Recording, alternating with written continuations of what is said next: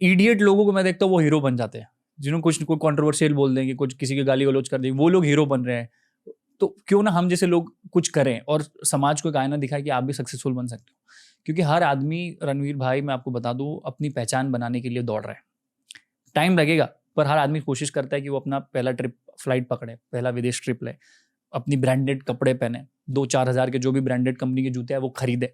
वो खुद के अंदर, उसके अंदर है कहीं ना कहीं छुपा हुआ कि मेरे को भी करना है। मैंने दुनिया बहुत देखी है करियर स्टार्ट होने के बाद भी, और मैंने ये नोटिस किया कि भारत में हम सम्मान को बहुत ज्यादा महत्व देते हैं, बहुत ज्यादा। और ये ऑनेस्टली सबसे गलती बड़ा पाप है हमारा, पाप है। दिस इज द लाइक, यही गलत है। क्यों खोज रहे हम सम्मान? हर आदमी ऐसे ही सिर झुका के कि मेरे को सम्मान दो। Everybody wants to be feel important. Prafull Billore, MBA Chaiwala के बहुत सारे वीडियोस आपने देखे होंगे, बट ये उनका पहला पॉडकास्ट है। हमने क्या बात करी, हमने किस तरह की मोटिवेशन फैलाई, आप खुद देखोगे इस एपिसोड में। देखिए MBA Chaiwala AKA Prafull Billore on TRS Hindi.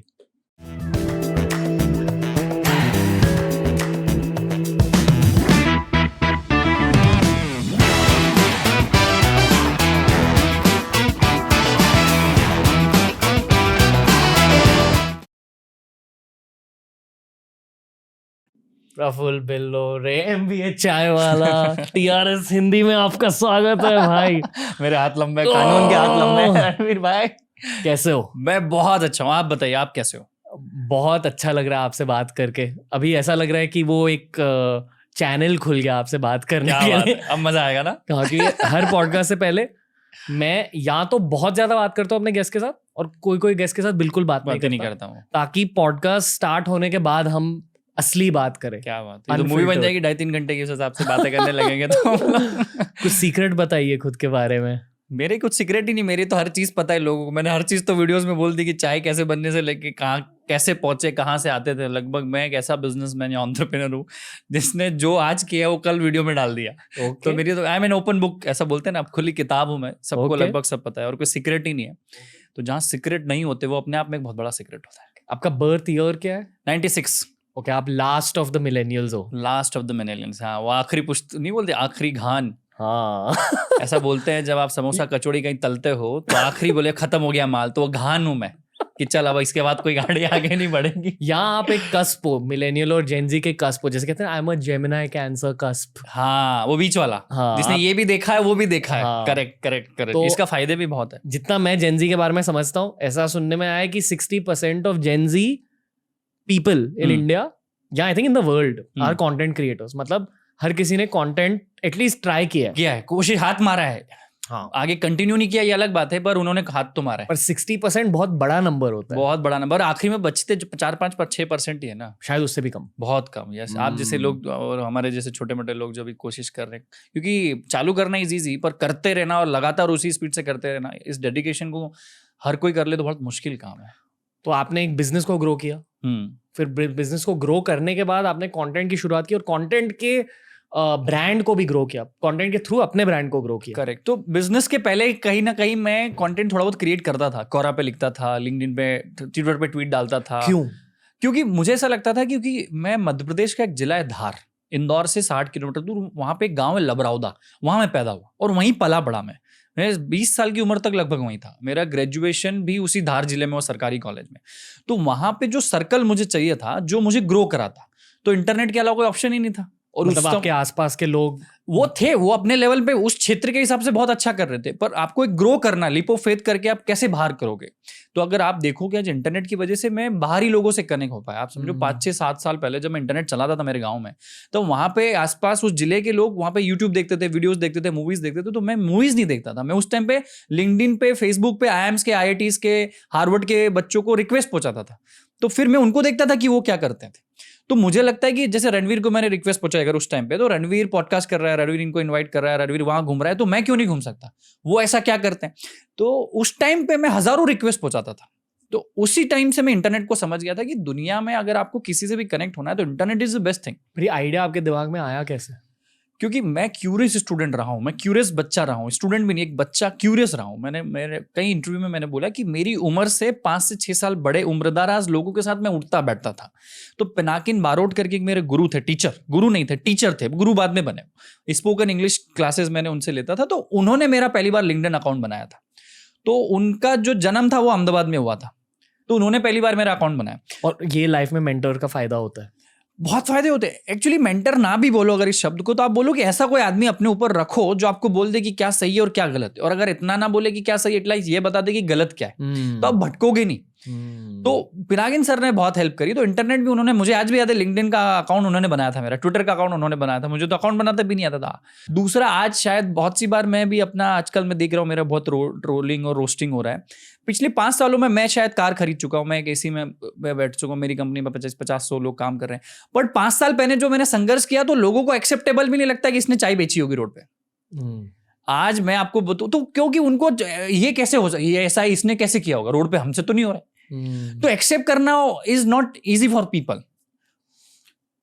एक और चीज कहना चाहूंगा, जो भी आपने अब तक कहा इस पॉडकास्ट में, ये बेसिकली एक रूरल इंडिया का ऐसे है, रूरल इंडिया की रियलिटी है। एक्चुअल में यही भारत है। ओके। और करोड़ों युवा, आप बोलते हो ना कि आपके कितने लोग सब्सक्राइबर है रणवीर, मैं आपको बताता हूँ, आपकी कमेंट्स में पढ़ता हूँ, आपके सारे पॉडकास्ट देखता हूँ, और कहीं ना कहीं कोई पहला यूट्यूबर जिसको मैंने देखा है, आप हो उसमें से 1 या 2। मतलब रणवीर शो में देखता था, आज से नहीं, बहुत सालों से देखता हूँ, जब तो हमारी दोस्ती मित्रता भी नहीं थी।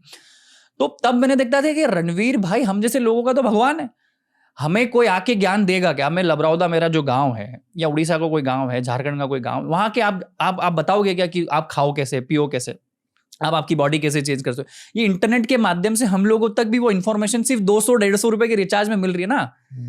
आप लोगों का भला, और आपको क्या है कि आपको एक ऑडियंस मिलने का, एक आपको क्या प्लस होगा कि ऑडियंस मिल रही है, पर आपको ये नहीं पता कि आपको व्यूअरशिप, सब्सक्राइबर से ज्यादा उस बंदे को आप जो भरोसा दे रहे हो, उस बंदे को जो आप लेसन्स दे रहे हो, उस बंदे को जो आप एक दिशा दिखा रहे हो, उस बंदे का जो डर खत्म कर रहे हो, एक्चुअली में सबसे बड़ा पुण्य का आप काम कर रहे हो, देशभक्ति है। आप समझ रहे हो, ये सैक्रिफाइस आप दे रहे हो। मैं एक सीक्रेट शेयर करता हूँ। बचपन में मैं फुटबॉल अच्छे से नहीं खेलता था, ठीक है, पर मेरे क्लासमेट्स हमेशा जब हम फुटबॉल खेलने जाते थे, मेरे को एक कैप्टन बना के रखते थे, दो आई वॉज नॉट गुड। और जब भी मैं कैप्टन बनता था, I would pick the weakest player first, क्योंकि उसे ये फीलिंग नहीं थी कि तू यार इतना भी वीक नहीं है। मैं इसको बोलता हूँ कि बड़ा आदमी वही है जो अपने साथ वालों को कभी छोटा महसूस ना होना दे, शायद यही है। और इसी का कंटिन्यूएशन मैं यूट्यूब के थ्रू ट्राई कर रहा हूँ कि किसी को भी वो छोटी वाली फील नहीं होनी चाहिए, कि शायद मैंने भी वो छोटी वाली फीलिंग बहुत एक्सपीरियंस किया मेरे खुद के सर्कल्स। एंड रणवीर, ये जो आपने बोला ना वीक आदमी को पकड़ता हूँ, मैं बोलता हूँ कितने ही लोगों में, देखो कहीं से भी हो, किसी भी गांव का हो, पढ़ा लिखा ना हो, बॉडी अच्छी नहीं हो, सुंदर नहीं दिखता हो, उसके अंदर कोई एक ऐसा सुपर पावर होता है, कोई सुपर टैलेंट होता है, गॉड गिफ्टेड कुछ तो एक होता है। हो सकता है वो अकाउंटिंग अच्छी करता हो सकता है उसका कीबोर्ड पे स्पीड अच्छा हो सकता है वो देखता बहुत अच्छा हो तो निशाना लगा देगा, हो सकता है वो बॉल बहुत अच्छे से फेंक सकता हो। हर आदमी के अंदर एक क्वालिटी और एक ऐसा कोई सुपर पावर भगवान देता है। वही हनुमान जामवंत का आपको पता होगा ना, हनुमान जी को भी नहीं पता था कि उनमें इतनी ताकत है। जामवंत जी आए, रामायण का अगर किस्सा बताओ तो जामवंत ही बोलते हैं हनुमान जी को कि भाई तेरे में बहुत शक्ति, तू उड़ के जा सकता है, तू लंका जा सकता है, तू जड़ी बूटी वाला पूरा पहाड़ उठाकर ले सकता है। बोले हनुमान जी अच्छा मेरे में इतनी ताकत है। तो आप जो है और मैं जैसे लोग जामवंत बनने की कोशिश कर रहे हैं कि भाई तुझ में टैलेंट है। और एक बार रणवीर भाई आपके पॉडकास्ट हो गए, मेरी शायद थोड़ी बहुत इंस्पिरेशनल वीडियोस हो गई, और हजारों लाखों लोग जो अंकुर भाई, बहुत सारे लोग पॉडकास्ट बनाए, वो परत अगर बाहर निकल गई, छोटा सा डर होता है, वो बोलते हैं ना कि सफलता मुश्किल नहीं, मुश्किल तो पहला कदम होता है। वो डर की परत आप और हमारे जैसे लोग हटा रहे हैं। आपको लगता है पॉडकास्ट की ग्रोथ होगी? बिल्कुल होगी। इंडिया में पॉडकास्ट एक ऐसी चीज, देखो आप टीवी डिबेट्स पे जाओ तो क्या देखने को मिलता है आपको पता है, आप थिएटरों में जाओ तो आपको क्या मिलता है आपको भी पता है। ये 200 रुपए के रिचार्ज में इतना अच्छा कॉन्वर्सेशन आदमी को घर बैठे, गाँव में वो चाहे खेत खलियान में बैठा हो, वो कहीं गैरेज में काम कर रहा हो, कोई बड़ी फैक्ट्री में अगर सिक्योरिटी का जॉब करता हो, उसको फ्री में मिलने आ रहा है। उसके अंदर भी तो सीख रहा है वो, उसके अंदर भी तो कहीं ना कहीं रात को 1-1:30 बजे, रात को 2 बजे वो सो के जागता होगा, यार कुछ करना है जिंदगी में, तो आपके और मेरे जैसे लोगों को सुन रहा होगा ना वो। और हम ही लोग हैं जो जामवंत बनने की कोशिश करेंगे, भाई तुझमें शक्ति है तो कुछ कर सकते हैं आप। मुझे बहुत सारे लोग बोलते हैं कि भाई तू धंधे के साथ साथ ये इतना वीडियोस क्यों बनाता है। लाखों लोगों ने रणवीर भाई MBA चावला के वीडियोस, मेरी पॉडकास्ट सुन के खुद का बिजनेस चालू किया, अपनी चलती हुई नौकरियां छोड़ी, जो उनको काम करना था, अपने माँ बाप से दूरी बना के कोई काम चालू करना था, मम्मी पापा से परेशान थे, कोई भी कारण हो, कोई ब्रेकअप करना था, कोई दोस्ती यारी तोड़नी थी, अच्छी दोस्ती यारी करनी थी, सर्कल चेंज करना था, जगह चेंज करनी थी, कोई धंधा चालू करना था, कोई दुकान चालू करनी थी, कोई पहली ट्रिप लेनी थी, कोई फ्लाइट पकड़नी थी, पहला कोई अच्छा आईफोन खरीदना थी, पहले कोई स्टारबक्स मैकडॉनल्ड्स का ऑर्डर लेना था, जो बहुत बड़ी बड़ी चीज़ इंडिया में उन्होंने किए भैया। कितनी सारी दीदियाँ, लड़कियाँ जो अपने घरों में रहती, शादियों के बाद अच्छी पढ़ी लिखने के बाद, MBA करने के बाद, इंजीनियरिंग करने के बाद उन्होंने अपना कोई व्यापार चालू किया। उनको एक डर खत्म हो गया कि ये बंदा अगर MBA ड्रॉप आउट करके ठेला डाल सकता है तो हम भी कुछ कर सकते हैं। तो इट्स नॉट अबाउट अस। कभी ना कभी आप भी, रणवीर भाई, आप इतना बड़ा बिजनेस चला रहे हो, इतना बड़ा पॉडकास्ट, आपकी इतनी बड़ी व्यूअरशिप, पर आपके अंदर भी एक मन में रहता है कि यार मेरी जनता को क्या, मेरे देश का क्या कर सकता हूँ, am I giving back to the society. और ये शायद आपने ऑडियंस लाख लोग सुन रहे होंगे, हो सकता है 25-50 और लोग बहुत एडवांस हो, बहुत अच्छा समझदार हो, पर अगर 1 लाख लोग देखने में अगर 10 लोगों ने भी या 100 लोगों ने भी अपना बिजनेस चालू कर दिया इस पॉडकास्ट के माध्यम से, तो क्या आपको लगता है कि वो 100 लोग जो अपना जिंदगी पलट रहे वो ज्यादा अच्छा है ना? आपको क्या लगता है 10 सालों में रूरल इंडिया, मतलब असली भारत में क्या हो रहा होगा 10 साल के बाद, 2032 में? देखो मैं बताता हूँ, आज MBA चावला को लोग बोलते हैं कि बहुत फेमस हो गया इंटरनेट से। ये मेरा 10 साल लगा इसमें, मुझे 5 साल तो मैंने थोड़ी बहुत अंग्रेजी सीखी, देश दुनिया घूमा, थोड़ा बहुत, थोड़ा अपने सर्कल को छोड़ने की कोशिश करी, माँ बाप से लड़ाई करी। माँ बाप बोलते थे कि यहाँ मत जा, यहाँ मत खा, समझ रहे हो? वो बहुत डर, मैंने बोला ना बहुत डर है, बहुत डर, वो डर में मैं था शुरू के 4 साल तक। तो वो प्लेटफॉर्म बिल्डअप करने में लग गया कि लोगों से बात क्या करूंगा, कॉन्फिडेंस कहाँ से लाऊंगा, तो उसमें लग गया। फिर 5 साल धंधा चालू करने में, तो एक्चुअल देखो तो MBA चालू को 10 साल लगे। आज जो बच्चा फर्स्ट या सेकंड में बॉम्बे में, दिल्ली में जो चीज पढ़ता है, इंटरनेट के अलावा की बात कर रहा हूं, वो हमें देखने में, करने में 25-25 साल की उम्र में लग गया। आज 150-200 साल के बच्चे, 3-3 साल के बच्चे फ्लाइट्स में बैठ जाते हैं, बड़े बड़े इंटरनेशनल स्कूल में पढ़ते हैं। वो हमें सौभाग्य 22 साल में मिला, 20 साल में मिला। तो ये तो हमारी एज कम हो गई। रूरल इंडिया अगले 7-8 सालों में बहुत बढ़ेगा। बड़े बड़े डिसीजन, बड़ी बड़ी कंपनियां, बड़ी बड़ी गवर्नमेंट, बड़े बड़े काम, पॉडकास्ट इंटरव्यूअर हो, बड़े बड़े किंग मेकर या खुद किंग गांव वाले लोग होंगे रूरल एरिया, उनमें बहुत टैलेंट है। और वहीं बैठ के बनाएंगे, वहां से भी बना सकते, वापस शहर में जाके बना सकते, शहर से वापस चले जाएंगे। ये एक पाँव गांव में रहेगा, एक पाँव शहर में रहेगा। अपने माँ बाप को भी संभालेंगे, अपनी संस्कृति को भी संभालेंगे, अपने धर्म को भी संभालेंगे, अपने आसपास के रिश्तेदारों को भी संभालेंगे, उनको भी 4 चीज सिखाएंगे, उनको भी एक कदम आगे लेके आएंगे। और ये लोग एक्चुअली इंडिया के क्रिएटर होंगे, असली भारत के निर्माता होंगे। मनीष भाई ने एक्चुअली ट्वीट किया था कि all over the world English is a language, in India English is a skill. आप ये मानते हो? ये डर है एक्चुअली में इंग्लिश का।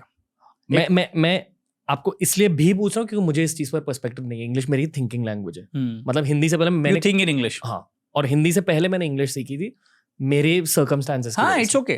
पर मैं आपके पर्सपेक्टिव को जानना चाहूंगा कि ये अंग्रेजी सीखने का एक्सपीरियंस कैसा रहा, और सीखने के बाद आपको कुछ फायदे मिले उससे? बहुत फायदे मिले। देखो, मेजरली रूरल एरियाज में अंग्रेजी में अगर आप बोल दोगे तो 98% लोग, 99% लोग घबरा जाएंगे कि ये बड़ा आदमी है, इसको बहुत कुछ आता है। 2022 में भी, आज भी। ओके। ऑल्दो जिसने अपना अपार्ट फ्रॉम कुछ बड़ा उखाड़ के रखा है, अब तुमने नीरज चोपड़ा जैसा जेवलिन अगर फेंक दिया तो तुम्हारे को अंग्रेजी अब कोई नहीं पूछेगा। अगर आपने कोई ओलंपिक, कोई क्रिकेट में अच्छा कर लिया हो, आप समझ रहे हो, अगर आपने बिजनेस बहुत बड़ा खड़ा कर दिया तो फिर अंग्रेजी, चलो आपको कॉन्फिडेंस होगा कि मैं अंग्रेजी से नहीं, इसको व्यापार में हरा दूंगा, इसको स्पोर्ट्स में हरा दूंगा, इसको बोलने में हरा दूंगा, हिंदी में मैं कवि हूं, तो अंग्रेजी की क्या जरूरत। पर जिन लोगों ने कुछ किया नहीं जिंदगी में, उम्र में कम 18, 19, 20, 25, 22 के, जो किसान हैं, जो सरकारी नौकरी करते हैं, जिनको कभी अंग्रेजी से पाला नहीं पड़ा, तो वो लोग अंग्रेजी लोगों से घबरा जाते हैं। जो अंग्रेजी समझ आती है लोगों को? कम आती है, नहीं आती। मैं बता दूं, मेरे गांव में मुझे नहीं पता कितने लोगों को अंग्रेजी समझ आती है, बट मुझे भी यही था कि मुझे भी समझ नहीं आती थी। तो जब हमारे जो गांव के जेनजी होते हैं या जो, उनको अब थोड़ी थोड़ी समझ आने लगी, वो भी समझते हैं, मैं ऐसा नहीं बोल रहा नहीं आती। यूट्यूब की वजह से, हाँ, यूट्यूब की वजह से, इंटरनेट की वजह से अंग्रेजी का जो एक पहाड़ था वो टूट गया है, वो पत्थरों में कंकड़ बन गया है। कंकड़ तो जरूर है, पर पहले पहाड़ की तरफ आता था कि वो हंक कैसा फेंकता है वो, तो अब टूट गया है वो पहाड़, पर पत्थर तो है रास्ते में, डर तो लगता है। मैं जब गांव में था, मैं भी अंग्रेजी सीखता था। मैं अंग्रेजी बोलता कि अंग्रेजी आई, ये तो कहीं ना कहीं कर ही लेगा, मतलब इसको अंग्रेजी आती है, कुछ ना कुछ कर लेगा। तो मैंने 3 साल अंग्रेजी सीखने में लगा दिया। अब आप, you think in English, I think in Hindi, then I convert it into English, then I will speak English, correct? It takes time, it takes efforts, and sometimes when you don't think in English, the pronunciation and the flow will not be the same. It will always be like fluctuating this and that. It will be going like this only, yeah. सो मेरे साथ भी यही problem था, तो मैंने 3 साल तो अंग्रेजी सीखने में लगा दिया। अब अंग्रेजी सीखने आप जाते हो तो आपको न्यूज़पेपर पढ़ना पड़ेंगे, मैगजीन्स पढ़ना पड़ेगी। आपने कैसे सीखी? मैं वही क्लासेस जाने लगा, पिनाकिन सर के, वो अंग्रेजी की कोचिंग चलाते थे। बट कैसे सिखाते हैं? पहले ग्रामर सिखा देते थे, Okay. सेंटेंस बनाना सिखा देते थे। पर मैंने जिंदगी में सीखा कि कोई नई आपको लैंग्वेज सीखना है तो आपको उसको अंदर डूबना पड़ता है, क्योंकि आप 2 घंटे क्लासेस जाते हो, बाकी के 22 घंटे तो आप बतिया रहे हो हिंदी में, आप जो भी आपकी लोकल लैंग्वेज उसमें बतिया रहे हो, तो आप अंग्रेजी कैसे सीखोगे? तो मैंने क्या किया, मैं अपने गांव से बाइक लेके निकलता था। ये बड़ा ऑनेस्ट कन्वर्सेशन कर रहा हूँ, मुझे नहीं पता कहाँ पहुंचेगा। मैं बता रहा हूँ, ये सच में ये किसी ने याद नहीं करी। मेरे भाई आपका बहुत बहुत धन्यवाद। सब पूछते हैं कैसे चालू किया, ठेला क्यों किया, कितना कमाते हो, फिर वही मेरी रिपीटेटिव चीजें आती है। मैं अपने गांव से, मेरे पापा के पास एक ही बाइक थी, मेरे पिताजी किसान थे प्लस वो कथा वार्ता करते थे, एक बाइक थी हमारे पास। तो मेरी सुबह 7 बजे से क्लासेस होती थी अंग्रेजी की। मैं 3 क्लासेस पढ़ता था और 2 पढ़ाता था। तो ग्रामर को रटा, फिर पता चला कि ग्रामर के टेंस सारे रट लो, और ज़्यादा से ज़्यादा समय मैंने पिनाकिन सर के यहीं बिताना चालू कर दिया कि यहीं रहूँगा, यहीं अंग्रेजी सीखूंगा। क्योंकि वहीं पे कुछ लोग आते थे मेरी बिरादरी के, जिसको अंग्रेजी सीखनी थी, बिरादरी मतलब जिनको अंग्रेजी सीखने का ऑब्जेक्टिव था जिंदगी में, तो 25-50 लोग आते थे, तो उसको भी अंग्रेजी सीखनी, मुझे भी अंग्रेजी सीखनी। तो वो भी अंग्रेजी में बोलेगा, मैं भी अंग्रेजी टूटी फूटी बोलेंगे, पर बोलेंगे तो सॉरी। जैसे वो मूवी 30 सुपर 30 में आप देखते होंगे, यही हुआ मेरे साथ। फिर ग्रुप डिस्कशन और इसमें ज़्यादा टाइम इन्वेस्ट किया। फिर एक सुपर बैच आती थी शाम को, अच्छे अच्छे घर परिवार के लोग, उनके साथ बैठना उठना चालू किया। फिर धीरे धीरे इंदौर शहर जाना चालू किया, स्टार्टअप के साथ बैठना चालू किया। फिर फिल्में देखी? फिल्में नहीं देखता, आई एम नॉट अ फिल्मी गाय। मैं बॉलीवुड क्रिकेट की कमेंट्री बहुत सुनी, और news political news, global politics क्या होती है वो सब न्यूज़ आ रहा था उस समय। अर्नब गोस्वामी का उसको सुनता था, इंडिया टुडे उनको सुनता था। फिर वो क्या फ्लो में बोलते हैं, फिर मैं भी रिपीट करने की कोशिश करता था। मतलब किसी, आई थिंक मनीष भाई ने मेरे को कहा कि इंग्लिश पॉडकास्ट को कभी स्टॉप मत करना, क्योंकि जो ऑडियंस को इंग्लिश सीखना है वो भी इंग्लिश पॉडकास्ट सुनती है। और आप सबटाइटल, आजकल सबटाइटल आ जाते हैं तो अच्छा लगता है। अरे देखो, कोई भी भाषा आपको सीखनी है तो आपको लिखते आना चाहिए, पढ़ते आना चाहिए, सुनते आना चाहिए। ये साथ ही 3-4 चीज़ होती है जो आपको सब करनी पड़ेगी। नहीं तो शायद आप राइटिंग में अच्छे हो गए तो आप कंटेंट राइटर बन जाओगे, आप बोल नहीं पाओगे। ओके, मैं एक बहुत थोड़े से कंट्रोवर्शियल टॉपिक के पास जाना चाहूँगा। टैबू सब्जेक्ट्स जैसे कि सेक्स, जैसे कि कामा सूत्रा, और क्या होता है taboo subjects, religious conversation, one religion versus another. Rural India यानी कि असली भारत इन चीज़ों के बारे में आजकल सोच रहे LGBTQ कम्युनिटी। थोड़ा मुश्किल है। LGBT, गे, आप लेस्बियन की अगर बात करो तो खैर बहुत सारे लोगों को तो पता भी नहीं है। ओके। दूसरा, पर वहाँ भी होमोसेक्सुअलिटी होती है? मतलब नहीं होती है, मतलब इतना डर है अपने आप में। सेक्स की बात करना is very difficult in rural area, और वो उसको एक ऐसा समझते कि गलत है अभी भी। हाँ, अभी भी, मतलब अभी क्या, वो तो अगले 20-25-50 साल तक शायद होगा। 25 साल तो एटलीस्ट होगा। It's very difficult. शायद अभी की जो एज है वो खुल के बात करे अपने सर्कल में, क्योंकि अर्बन जेनजी एकदम खुल चुके हैं। वो इतने नहीं खुले हैं। और वहां पे भी जो आप बात करो सेक्सुअल एजुकेशन की, वो बातें तो कभी होती नहीं है, वो डिबेट ही नहीं होता है। सेक्स करना है किसी के साथ वो बात हो सकती है, sexual education is totally different. There are 2 topics, and वो यंग होके desire of something is different. Pre marital sex होता है वहाँ? हाँ होता है, अभी आजकल बहुत ज्यादा चल रही है। Okay. और अभी क्या है, connectivity of rural to the cities बढ़ गया है, तो स्मार्टनेस भी आ गई, लोग अच्छे भी दिखते हैं, काम सबका जो भी नीड है, फिजिकल नीड जो जिसी की भी होती है वो पूरी करना चालू कर दिया, ऐसा कुछ नहीं है लोगों ने। और ये बढ़ रहा है, और ये बड़ी तेजी से बढ़ेगा, और इंटरनेट से तो और बढ़ गया है। डेटिंग कल्चर भी स्टार्ट हुआ? डेटिंग कल्चर तो नहीं है। डेटिंग कल्चर आज भी गांव में बहुत सारे लोगों की बच्चियों की शादी 13, 14, 15 सालों में कर दी जाती है। दूसरा, डेटिंग कल्चर नहीं होने के कारण भी कहीं ना कहीं हमारा देश थोड़ा सा स्लो है, क्योंकि डेटिंग कल्चर से आप जब तक अपोजिट सेक्स को आप कन्विंस नहीं कर सकते हो, जैसे मेल फीमेल को, फीमेल मेल को, तो आप कन्विंसिंग पावर अगर आप में नहीं है, आप उसको 6-8 महीने का पेशेंस नहीं है, कैसे उसको पटा के रखना है, कैसे बना के रखना है उस रिलेशनशिप को, वही तो व्यापार भी आगे जाके, वही तो आगे जाके आपको एंटरप्रेन्योरशिप स्किल है। मैं बोलता हूँ अगर आप एंटरप्रेन्योर बनो ना बनो, आपको एंटरप्रेन्योरशिप स्किल्स तो आनी चाहिए। अगर आप 5 लड़कियों को, खाली ऐसा नहीं कि सिर्फ लड़कियों को या लड़कों को, आप डेटिंग कल्चर करते हो, आप बातचीत करते हो, आज की मैं आपको बताता हूँ, अगर इंटरनेट ना हो तो हजारों लाखों बच्चे, करोड़ों लोग किसी अपोजिट जेंडर से जिंदगी में कभी बात ही नहीं किए होते हैं। उनको डर लगता है इस लड़की से क्या बात करूंगा या लड़के से क्या बात करूंगा, कहीं ये मेरा मिसयूज तो नहीं कर लेगा, तो एक डर रहता है।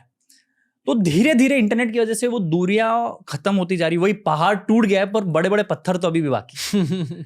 ओके, ठीक है, इस बातचीत को साफ सुथरा बना देते हैं। आपको संदीप माहेश्वरी के शो का एक्सपीरियंस के बारे में? संदीप सर का बहुत बड़ा एक्सपीरियंस रहा, जबरदस्त एक्सपीरियंस रहा, and first time I went to meet him. उनकी वाइब कैसी है? He is an amazing guy, मैं बोलता हूँ मोटिवेशन एक ऐसा ड्रग है जो सब आदमी लेता है इन देश में, आप भी लेते हो। आप शायद संदीप भाई से नहीं लेते होंगे, किसी और बड़े गुरुजी से लेते होंगे।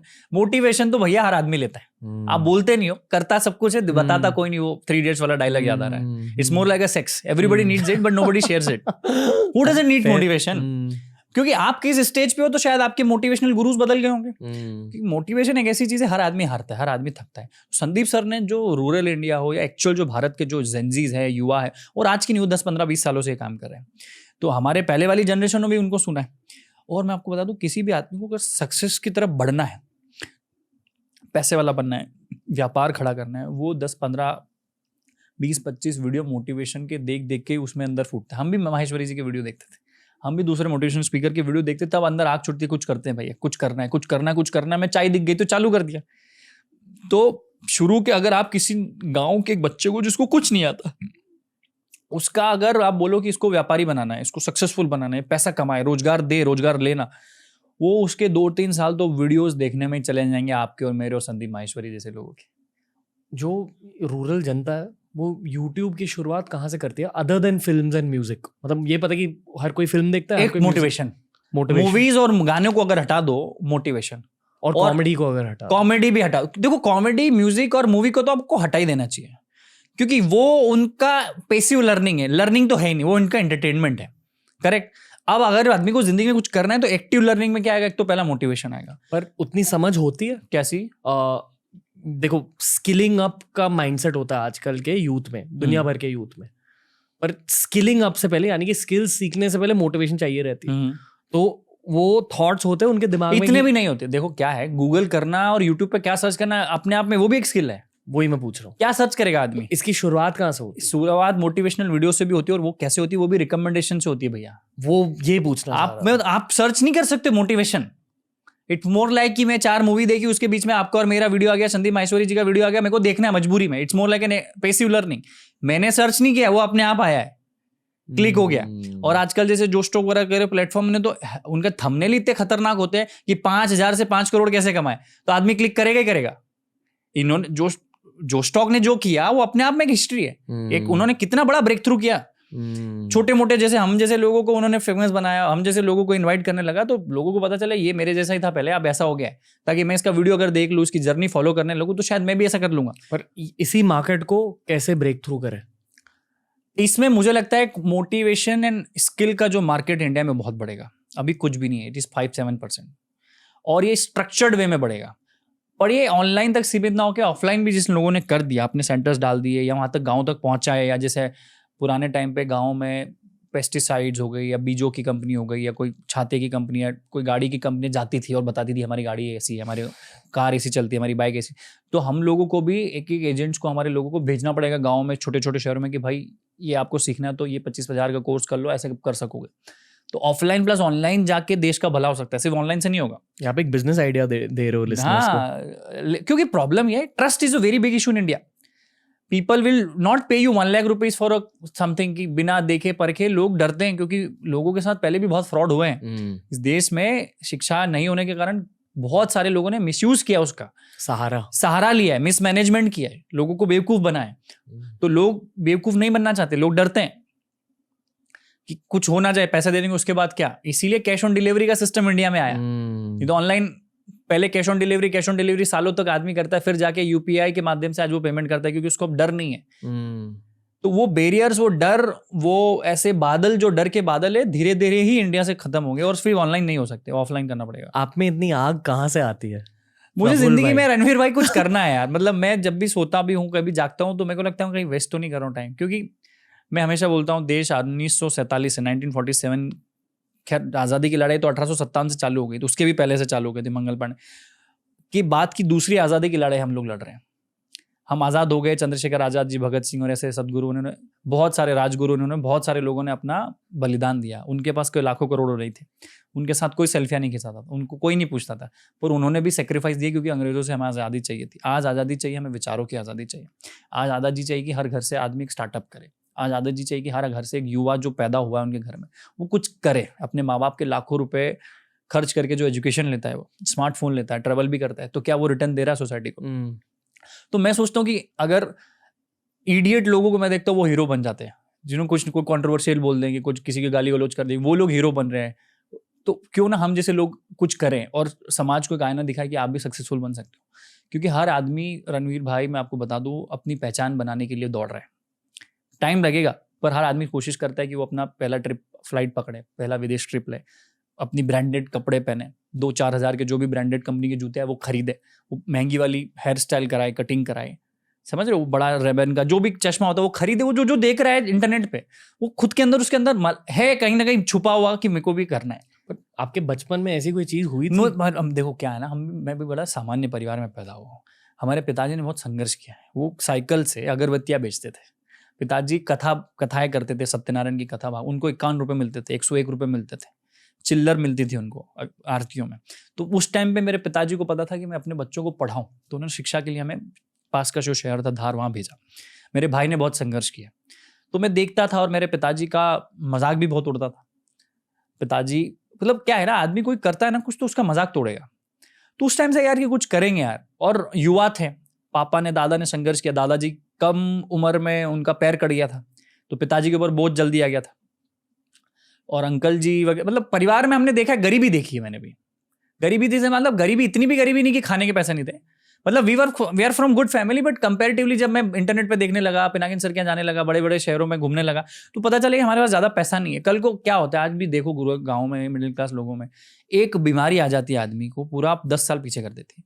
एक कोई एक्सीडेंट हो गया उसके परिवार घर में, कोई कैंसर हो गया, कोई हार्ट अटैक आ गया, 10 साल आदमी का घर पीछे चले जाता है। एक लड़के की शादी में लोग 20-20 लाख रुपए खर्च करते हैं, 25-25 लाख रुपए खर्च करते हैं, और जिंदगी भर वो बाप इकट्ठा करता है पैसे, 7-8 साल इकट्ठा करता है। वो खुद अपने चप्पल भी नहीं बदलता है, वो जूते भी नहीं खरीदता, नए कपड़े भी नहीं खरीदता, वो बिल्कुल गरीब रहता है, मध्यम वर्गीय रहता है। अपने बच्चों के लिए, शिक्षा के लिए और शादी के लिए पैसा इकट्ठा करता है। शादी होने के अगले 7-8 साल तक उस कर्ज को वापस पूरा करने के लिए मेहनत करता है।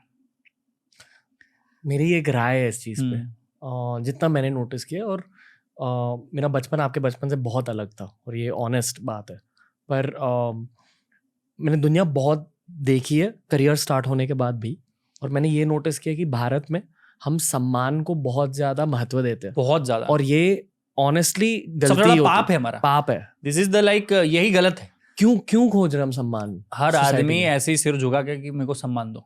Everybody wants to be feel important. और ये सिर्फ हमारी सोसाइटी में, ये दुनिया भर की सोसाइटीज में इतना नहीं है। Ego is biggest issue. मैं बताता हूँ, पत्रिका में मेरा नाम नहीं लिखा तो बुरा मान जाते हैं।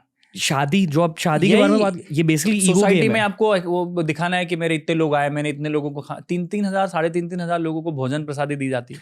इसलिए आज मेरे एज के लोग शहरों में मोस्टली गाड़ियां नहीं खरीदते, घर नहीं खरीदते, या तो उबर ओला यूज करते हैं, टैक्सी यूज करते हैं, पब्लिक ट्रांसपोर्ट यूज करते हैं, और घर के लिए रेंट करते हैं। और है ना, ये सोसाइटी डेवलप भी ऐसी हुई है रणवीर भाई।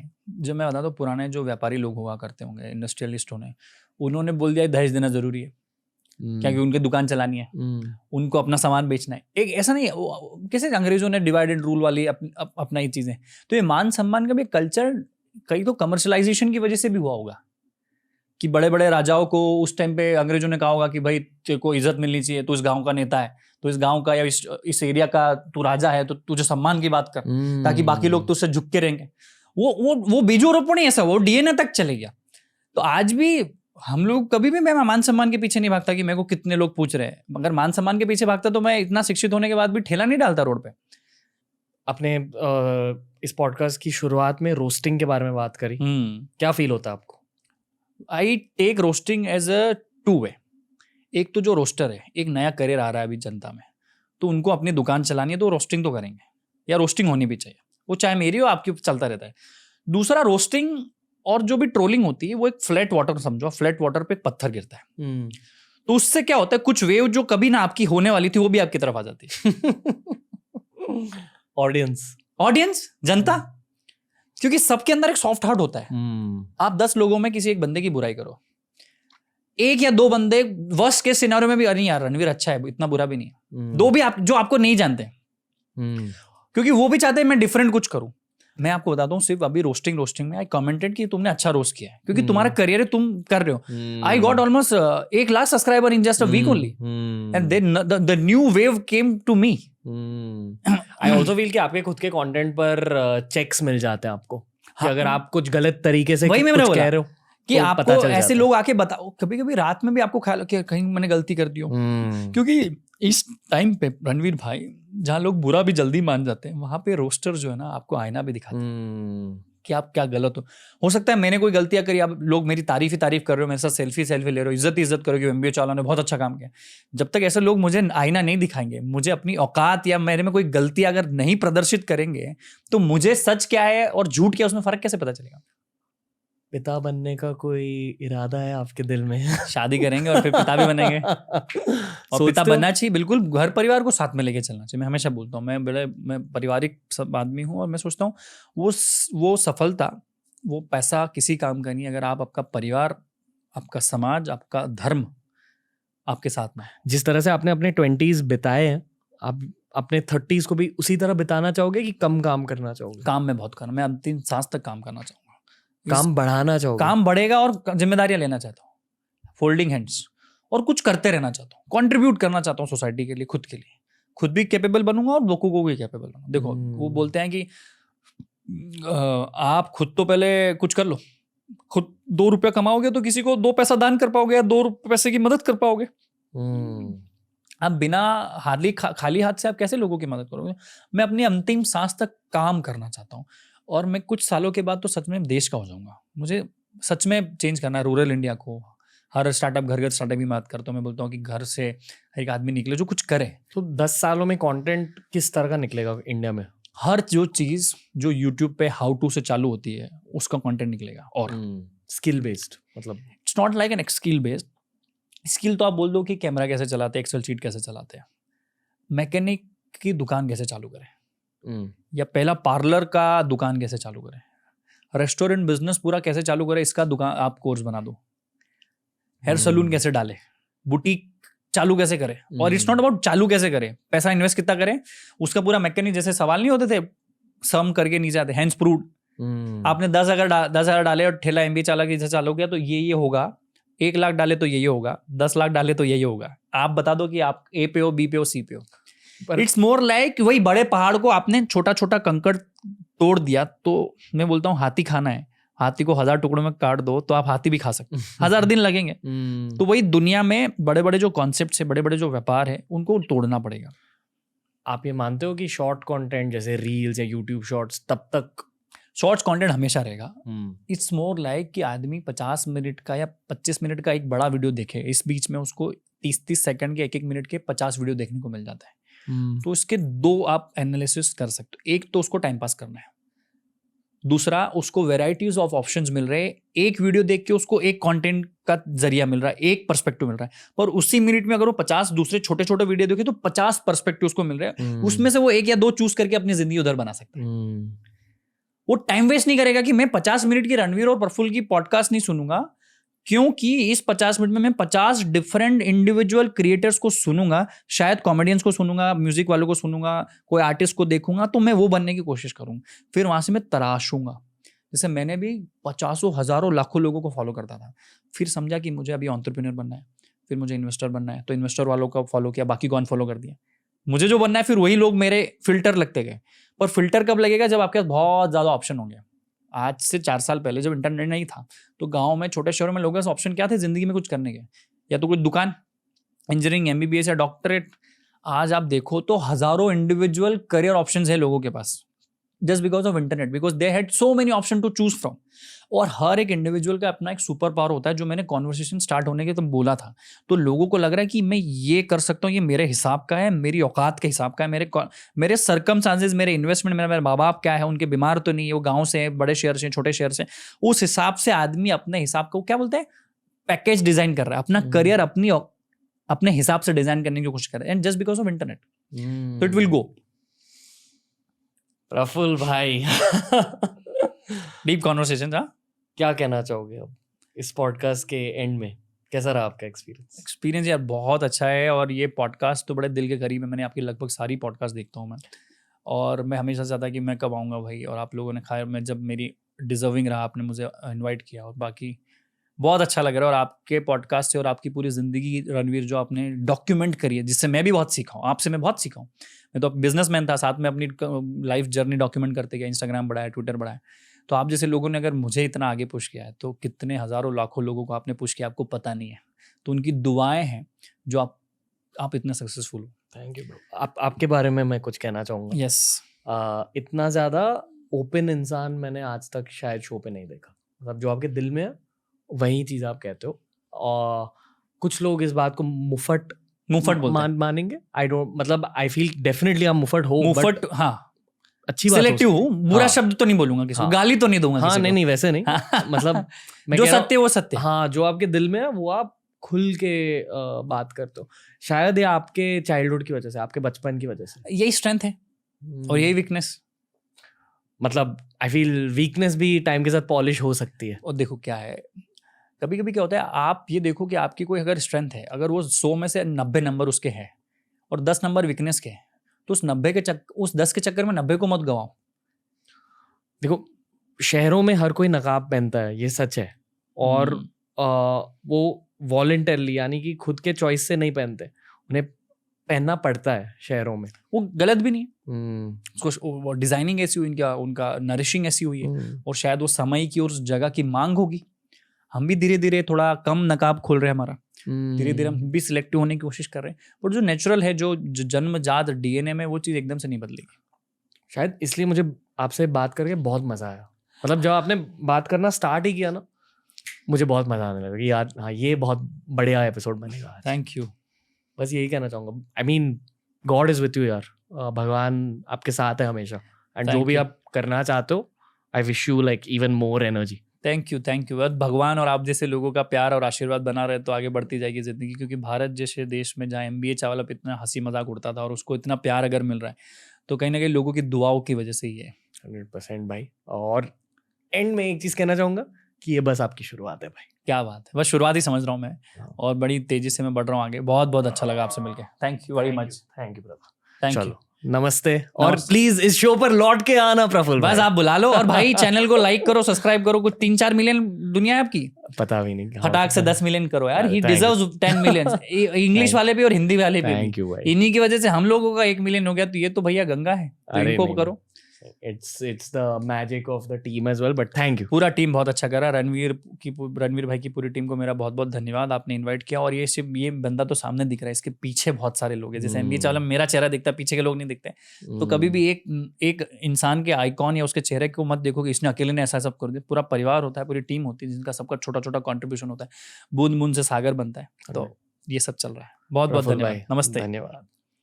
तो दोस्तों, ये था आज का special episode. Actually just Prafull भाई अभी निकले हैं। मुझे बहुत आग फील हो रही है, मोटिवेशन फील हो रही है। आई फील कि ये एक बहुत ज़रूरी पॉडकास्ट था मेरे लिए। मुझे उनके पर्सपेक्टिव्स जानने का मौका मिला।